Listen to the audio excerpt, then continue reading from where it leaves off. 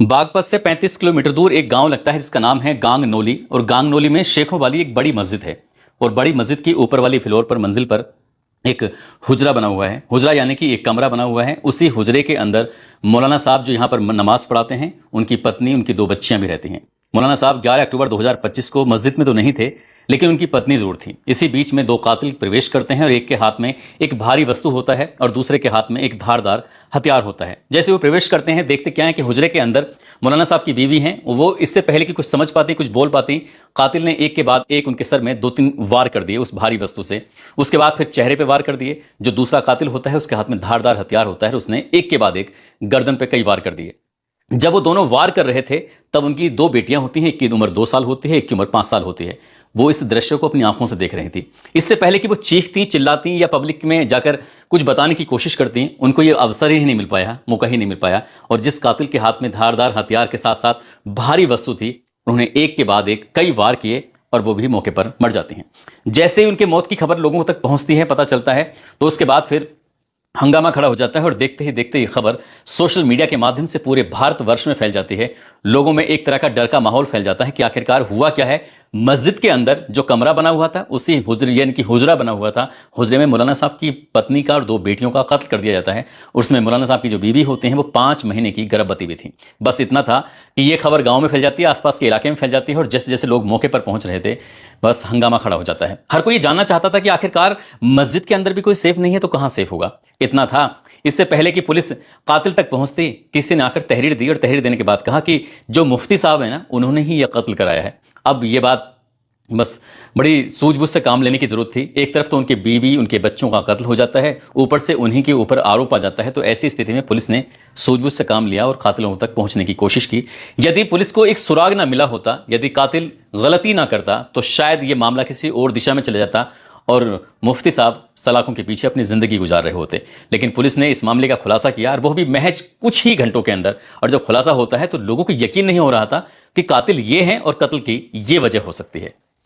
आदाब, नमस्कार, सत श्री अकाल। मैं उस्मान सैफी। उत्तर प्रदेश के जिला बागपत का एक थाना लगता है दोघट और दोघट थाना क्षेत्र का एक गांव लगता है गांगनौली। ये बात है 11 अक्टूबर 2025 के दोपहर लगभग 2:30 बजे के आसपास का वक्त हो रहा था। गांव की लगभग 6 लड़कियां हैं जो छोटी छोटी बच्चियां हैं, जिसकी उम्र किसी की 8 साल, किसी की 10 साल, किसी की 12 साल। इसी तरह से वो लड़कियां रोजमर्रा की तरह या तो मौलाना साहब से पढ़ने के लिए आते हैं, और जब मौलाना साहब नहीं होते हैं तो उनकी अहलिया यानी कि उनकी पत्नी होती हैं, फिर बच्चों को वो पढ़ाती हैं। उन्होंने सीढ़ी के रास्ते से जैसे प्रवेश करने की कोशिश की तो वो दरवाजा बंद था। कई बार उस दरवाजे को नॉक किया जाता है, आवाज लगाई जाती है, लेकिन कोई रेस्पॉन्स नहीं मिल रहा था। वो बच्चियां परेशान हो जाती हैं। तभी किसी ने कहा कि दूसरे रास्ते से चलते हैं, यानी कि दूसरे जीने से चलते हैं। लेकिन दूसरे जीने पे जाने के लिए फिर छत पे आना पड़ेगा और आने के बाद कोई थोड़ी मेहनत करनी पड़ेगी। उन्होंने सोचा कि बार बार यहां पर नॉक करने से अच्छा है कि दूसरे रास्ते से चलते हैं। वो दूसरे रास्ते से जाते हैं, आखिरकार छत के रास्ते से होकर पहुंच जाते हैं। पहुंचने के बाद जैसे ही हुजरे में जाकर देखते हैं तो जो मौलाना साहब हैं यानी कि इमाम साहब, उनकी जो पत्नी है जिनका नाम इसराना है, उम्र उनकी 30 साल के आसपास है, वो फर्श पर बेसुध हालत में पड़ी हुई थी। चारों तरफ ब्लड फैला हुआ है। उन 6 बच्चियों की नजर पहुंच जाती है चारपाई पर। चारपाई पर देखते क्या है कि जो बड़ी बेटी है, नाम सोफिया है, उम्र उसकी 5 साल है, और छोटी बेटी है जिसका नाम है सुमैया, जिसकी उम्र 2 साल है। वो चारपाई पर पड़ी हैं, वो भी बेसुध हालत में हैं, लेकिन चारों तरफ ब्लड फैला हुआ था। आखिरकार ये सब हुआ क्या है? उन 6 बच्चियां इतनी डर जाती हैं और डरने के बाद जब वहां से निकलती हैं तो बस जोर जोर से चीख रही थी, चिल्ला रही थी। बस उनके मुंह से एक ही आवाज निकल रही थी, खून खून खून। जब उन्होंने ये जोर जोर से चीखना चिल्लाना शुरू किया, उसमें से 1-2 बच्ची जो समझदार थी, जो रास्ता अभी तक बंद था जीने का, उस रास्ते को खोलती हैं, वहां से बाहर जाती हैं। और बाहर जाने के बाद फिर उन्होंने अपनी पूरी ताकत के साथ जब चीखना शुरू किया है तो आसपास के घरों की महिलाएं, बच्चे, बूढ़े, बुजुर्ग सभी घरों से बाहर निकल आते हैं। और निकलने के बाद वो पूछते हैं हुआ क्या है। बताया जाता है कि उन्होंने अपनी आंखों से जो दृश्य देखा है वो कुछ इस तरह का है। बस इस तरह के दृश्य की बात थी। अब यहां से लोगों के, आसपास के लोगों का जमघट लगना तय ही था। और किसी ने मस्जिद में आता है, लाउड स्पीकर शुरू करता है। शुरू करने के बाद आवाज लगाता है कि हजरत हजरत मुफ्ती इब्राहिम साहब की जो अहलिया हैं यानी कि उनकी बीवी हैं, उनकी जो 2 बेटियां हैं, उनका किसी ने कत्ल कर दिया है। बस ये लाउड स्पीकर की आवाज पूरे गांव में आग की तरह फैल जाती है। लोग समझ नहीं पा रहे थे, जो मौके पा रहे थे उन्होंने भी मैसेज टाइप करना शुरू किया और सोशल मीडिया पर डालना शुरू कर दिया, हमारे गांव की मस्जिद में इस तरह की बातें हुई हैं। देखते ही देखते ये खबर पूरे देश भर में फैल जाती है। अब चाहे आसपास के गांव के लोग हों या फिर आसपास के घरों के लोग हों, औरतें हों, बूढ़े हों, बच्चे हों, जवान हों, जो भी था मौके पर पहुंच जाता है। और जब मौके पर पहुंच रहे तो इसी बीच में किसी ने डायल 112 नंबर पर फोन कर दिया। डायल 112 नंबर फोन करने के बाद जिला बताया, थाना बताया, थाने के क्षेत्र में आने वाला वो गांव बताया, हर गांव में आने वाली वो मस्जिद बताई। शेखों वाली बड़ी मस्जिद में मौलाना साहब इब्राहिम जो मुफ्ती हैं, मुफ्ती साहब की जो बीवी हैं, उनका मर्डर कर दिया है, साथ में 2 बच्चों का भी मर्डर कर दिया है। यह सूचना पुलिस तक जैसे ही पहुंचती है, पुलिस ने तुरंत ही इस मामले को बड़ा गंभीरता से लिया। दोघड़ थाना जिसके अंतर्गत यह मामला आता है, छपरोली, बिनोली, बड़ौद और स्वाट टीम, तमाम पुलिस फोर्स यहां पर आना शुरू हो जाती हैं। एसएचओ जिनका नाम सूर्यदीप सिंह होता है, एएसपी प्रवीण कुमार, सीओ विजय कुमार और एसपी सूरज कुमार राय, ये सभी अधिकारी मौके पर पहुंचना शुरू कर देते हैं। जैसे ही पुलिस का गांव में एंट्री होती है, प्रवेश होता है, तो ऐसा लग रहा था जैसे कि ये तो कत्ल पुलिस वालों ने ही किया है या पुलिस वालों ने ये कत्ल कराया है। औरतें हों, बूढ़े हों, बच्चे हों, ये सभी लोग पुलिस को रोकने की कोशिश में जुट जाते हैं। पुलिस आगे बढ़ रही थी, पुलिस की कोशिश थी कि हम शव को कब्जे में लेते हैं, कब्जे में लेने के बाद उनको पोस्टमार्टम के लिए भेजेंगे, ये पता करने की कोशिश करेंगे कि आखिरकार कत्ल किसने किया है। लेकिन पुलिस को ये मौका ही नहीं मिल रहा था।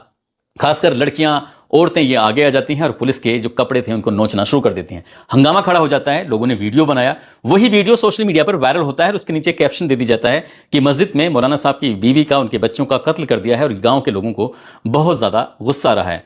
पुलिस वालों ने समझाने की कोशिश की लेकिन सुनने को तैयार नहीं थे। तभी मेरठ के डीआईजी कलानिधि नेथानी आईपीएस ये भी मौके पर पहुंच जाते हैं हंगामे के बाद। उन्होंने फिर लोगों को समझाने की कोशिश की कि हमारी पुलिस को आप थोड़ा मौका तो दीजिए, हमें समय दीजिए, हम जो कातिल हैं उनको पकड़ने की कोशिश करेंगे और तुम चिंता ना करो, जो जांच होगी बिल्कुल सही दिशा में जाएगी।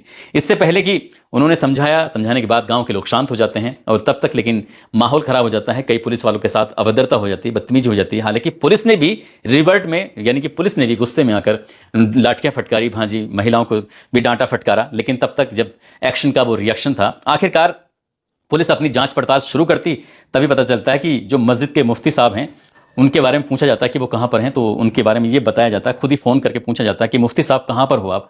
तो कहते हैं कि हम देवबंद में आए हुए हैं। देवबंद में दरअसल अफगानिस्तान के विदेश मंत्री आए हुए हैं, उनके इस्तकबाल में हम लोगों को भी इन्वाइट किया गया था, इसलिए हम उनके प्रोग्राम में आए हैं और हम बस वापस आ रहे हैं। उन्हें सूचना दी जाती है कि जितनी जल्दी हो सके आप आ जाइए, क्योंकि आपके यहाँ पर कुछ बड़ा अनर्थ हो गया है, बहुत बड़ी बात हो गई है।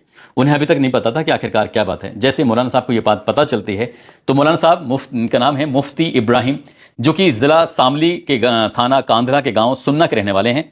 लेकिन कई साल पहले की बात, लगभग 7 साल पुरानी बात है, साल 2018 के आसपास की, इसरारा नाम की एक महिला जो कि लोनी गाजियाबाद के रहने वाली होती हैं, उनसे इनकी शादी होती है। जब शादी हुई थी तो उसी के बाद लोनी की ही किसी मस्जिद में वो इमामत करने लगते हैं, वहीं रहने लगते हैं। 2-3 साल वहां पर रहे, उसके बाद फिर वहां से ये बागपत के इस गांग नोली गांव में मस्जिद में इमामत करना शुरू कर देते हैं। और जैसे उनको ये खबर लगती है, उसके बाद वो भी मौके पर आते हैं और जैसे ही इसराना यानी कि उनकी अहलिया, उनकी पत्नी के मायके वालों को खबर लगती है तो वो भी मौके पर आ जाते हैं। पुलिस ने अभी जांच पड़ताल शुरू ही की थी कि तहरीर आ जाती है और तहरीर में साफ साफ कहा जाता है कि मुफ्ती इब्राहिम ने ही हत्या कराई है, यही कातिल हैं, हो ना हो ये सिर्फ गए देवबंद जानबूझकर थे। इन्होंने यहां पर कातिलों को सेट कर दिया था और कातिलों ने इनकी बच्चों को मार डाला है और ये वहां रहें ताकि इन पर कोई शक ना करे। शुरुआत में तो पुलिस को ऐसे लग रहा था। पुलिस ने फिर इनकी सीडीआर निकलवाई, पहले दिन की लोकेशन निकलवाई, तो पता चलता है कि ये 8:52 पर गांव छोड़ देते हैं, गांव से निकल जाते हैं। यानी कि ये इनकी जो लोकेशन थी वो देवबंद की तरफ थी, कहीं रुकते नहीं है, किसी से बातचीत नहीं करते हैं। अब पुलिस के लिए ये एक बड़ा सवाल था कि आखिरकार मौलाना साहब अगर किसी से कुछ कराते भी हैं तो किससे कराएंगे। लेकिन गांव के लोगों ने एक बड़ी समझदारी का परिचय दिया था और समझदारी का परिचय दिया था वो किस बात पर, जिस बात पर भी ये कैमरे लगे थे, वाकई उन लोगों को तो सैल्यूट करना चाहिए, क्योंकि मस्जिदों में अक्सर कैमरे कम लगाए जा रहे हैं, कैमरे हर जगह होने चाहिए। और यहां जो कैमरे लगे हुए थे, जब पुलिस वालों ने पूछा कि यहाँ कैमरे लगे हुए हैं तो गांव वाले बोले जी हाँ कैमरे लगे हैं। कैमरे देखे जाते हैं, यानी कि डीवीआर देखा जाता है और डीवीआर देख के पता चलता है कि लगभग 20 से 25 मिनट के लिए डीवीआर को बंद कर दिया गया था। सीसीटीवी में जो सप्लाई थी उसको बंद कर दिया गया था। इस 20 से 25 मिनट के बीच में ही कत्ल हुआ है। आखिरकार कत्ल किसने किया है, पुलिस के लिए सवाल था। पुलिस ने अब जो डीवीआर थी उसको देखना शुरू किया। जब डीवीआर को देखा तो उसमें यह पता चला कि गांव का ही एक लड़का है जिसकी उम्र लगभग 16 साल के आसपास है। वो लड़का लगभग 14 मिनट के आसपास तक इस मस्जिद के अंदर रहता है और कोई भी हलचल नहीं थी, क्योंकि ना कोई नमाज का वक्त था। ये वक्त रहा होगा लगभग 11:30 या 11:45 बजे के आसपास। 14 मिनट तक यहां रहता है। 14 मिनट रहने के बाद फिर यहां से बाहर निकलता है और बाहर निकलने के बाद फिर से अंदर जाता है। फिर जब दोबारा से अंदर जाता है, अंदर जाने के बाद सबसे पहले उस रूम में जाता है जिस रूम में वो डीवीआर रखा हुआ था। सप्लाई बंद कर देता है और बंद करने के बाद फिर पुलिस को लगता है कि ये सप्लाई इसी की वजह से शायद बंद हुई है। और पुलिस ने बस उस लड़के को, जिसकी उम्र लगभग 16 साल है, जिसके परिवार के लोग मजदूरी करके अपने जीवन यापन करते हैं, वो लड़का जो 16 साल का है, गांव के ही सरकारी विद्यालय में कक्षा 8 का वो छात्र है। अब उससे पूछा जाता है कि तुम मस्जिद के अंदर उस वक्त क्या करने के लिए आए थे। तब वो कहता है कि साहब वो ऐसे ही आया था। लेकिन जब पुलिस ने अपने तरीके से उसे पूछताछ करना शुरू किया है, तब उसने एक और नाम लिया। उसका खास दोस्त है जिसकी उम्र 14 साल है, वो भी गांव के ही सरकारी विद्यालय में पढ़ता है, और वहां पढ़ने के साथ साथ वो इस मस्जिद में कभी इमाम साहब से पढ़ने आता है तो कभी इमाम साहब की अहलिया यानी कि उनकी बीवी से भी पढ़ने के लिए आता है। उससे पूछा जाता है कि तुम यहां क्यों आए थे, फिर वो दोनों के बारे में बताते हैं कि हम दोनों ही आए थे। और जब दोनों आए थे तो क्यों आए थे, उनसे वो कहता है कि कभी तो इमाम साहब उसे पीटते हैं तो कभी इमाम साहब की अहलिया वो भी उसके साथ मारपीट करती हैं। क्यों मारपीट करती हैं? बोले हम जब सिपारा पढ़ते हैं तो बस सिपारा पढ़ने में मन नहीं लगता, और मौलाना साहब इसलिए डांटते हैं, फटकारते हैं। 10 अक्टूबर 2025 को भी उन्होंने हमें डांटा पीटा, और बस हमने तभी से फैसला कर लिया था कि मौलाना साहब को भी नहीं छोड़ेंगे और उनकी बीवी को भी नहीं छोड़ेंगे। उन्हें इत्तेफाक से खबर लग जाती है, पहले ही ऐलान कर दिया जाता है कि जोहर की नमाज यानी कि दोपहर की जो नमाज 11 अक्टूबर को होगी, उस नमाज को अपनी अपनी नमाज खुद ही पढ़ लेना, क्योंकि मौलाना साहब तो देवबंद में एक प्रोग्राम में शामिल होने के लिए जा रहे हैं, वहां पर अफगानिस्तान के विदेश मंत्री जो आए हैं। बस इतना था, उन लड़कों ने बिल्कुल पहले से प्लानिंग कर रखी थी।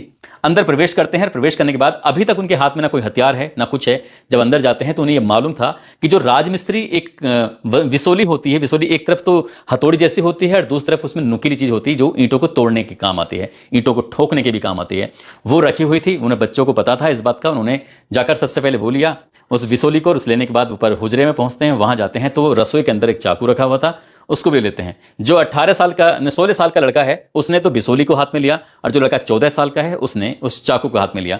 इससे पहले कि हुजरे में वो जो मुल्ला मुफ्ती साहब की बीवी थी, क्योंकि उनके पास तो वो आते जाते रहते थे, उनको इस बात का एहसास भी नहीं था। वो इससे पहले कुछ समझ पाती कि एक के बाद एक चेहरे पर 3 वार किए गए वो ताकत के साथ, और वो गिर जाती हैं। और जैसे गिरते हैं उसके बाद फिर 3 वार किए गए उनके सर पर, और जो 3 वार होने के बाद फिर जो दूसरा लड़का था 14 साल का, उसके हाथ में चाकू था, उसने जो इसराना थी उनको एक के बाद एक 2-3 वार कर दिए। दोनों बेटियां वहीं पास में थीं, वो देख रही थी कि आखिरकार ये चल क्या रहा है। वो अपनी दीदे फाड़ फाड़ के देख रही थी कि क्या कर रहे हैं। तभी जो एक लड़की थी बड़ी वाली 5 साल की, उसकी चीख निकल जाती है। जैसी वो चीखती है, चिल्लाती है, इसी बीच में इस 14 साल के लड़के ने 16 साल के लड़के ने अपने उस बिसोली से 2-2 वार उन लड़कियों के सर पे किए, और 2-2 बार में ही दोनों की मौके पे ही मौत हो जाती है। उनको तो संभलने का मौका ही नहीं मिलता। वो इस काम को करते हैं और छत के रास्ते से भाग जाते हैं। जब जा रहे थे तो जाने से पहले उन्होंने उस बिसोली को तो जीने के नीचे फेंक दिया, और जो चाकू होता है उसको छत पर फेंक के निकल जाते हैं। और उसके बाद फिर ये बड़े आराम से इत्मीनान से अपने काम में जुट जाते हैं। इन्हें बिल्कुल भी एहसास नहीं था कि पकड़े जाएंगे। उन्हें लग रहा था कि सीसीटीवी कैमरे में तो हम हैं ही नहीं। लेकिन उससे पहले की जो पुलिस ने जब आगे पीछे की देखा तो उससे पता चल जाता है कि ये तो सीसीटीवी कैमरे में जाते और आते दोनों तरफ आ ही चुके हैं। आखिरकार पुलिस ने उन्हें पकड़ा। इस घटनाक्रम का खुलासा हुआ, और खुलासा होने के बाद वो कातिल जो लड़के थे दोनों किशोर हैं, यानी कि उनकी उम्र 18 साल से कम है, इसलिए हम उनका नाम नहीं बता सकते, उनका बाकी जानकारी नहीं दे सकते। पता है उनके बारे में। लेकिन जब मैंने इसमें एसएचओ से बात करने की कोशिश की कि अगर सीसीटीवी कैमरे ना लगे होते तो क्या होता, तब उनका एक ही बात कहना था कि अगर सीसीटीवी कैमरे नहीं लगे होते तो हमारी जो दिशा थी उस तहरीर के आधार पर चलती, और तहरीर के आधार पर चलने के बाद फिर हम ये देखने की कोशिश करते कि आखिरकार मौलाना साहब किसका सहारा लेकर अपनी बीवी का कत्ल कराएंगे, ये जानने की कोशिश करते। और शायद तब तक ये डीवीआर में जो भी था वो, ये जब सीसीटीवी होते ही नहीं तो ये पता ही नहीं चल पाता। और जब उन दोनों बच्चों को पकड़ कर हम लेकर आते हैं, गांव वालों के सामने ये बात आती है, तो गांव वालों को यकीन नहीं हो रहा था कि ये ऐसा भी हो सकता है। लेकिन जब उससे उनसे ही पूछा गया दोनों बच्चों से कि तुमने मौलाना की बीवी का ही कत्ल क्यों किया, मौलाना साहब का कत्ल क्यों नहीं किया, मारते तो वो थे तुम्हें ज्यादा, तो उन्होंने कहा कि पहले हमें बीवी का कत्ल करना था, बच्चों का कत्ल करने का हमारा कोई इरादा ही नहीं था। उसके बाद फिर हम इनको मारते अगर पकड़े ना जाते तो। लेकिन फिलहाल वो पकड़े गए हैं, पुलिस ने जेल भेज दिया। जो बच्चों के बाल गृह होता है वहां पर रखा जाएगा।